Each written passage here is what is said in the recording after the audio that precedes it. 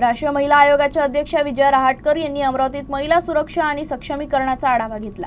सर्व शासकीय कार्यालयांनी 1 महिन्याच्या आत पॉश समित्या स्थापन कराव्यात असे निर्देश त्यांनी दिलेत। या प्रसंगी रहाटकर यांनी सर्व शासकीय विभागांना 1 महिन्याच्या आत आपल्या कार्यालयांमध्ये पॉश म्हणजेच लैंगिक छळ प्रतिबंधात्मक समिती स्थापन करण्याचे निर्देश दिले।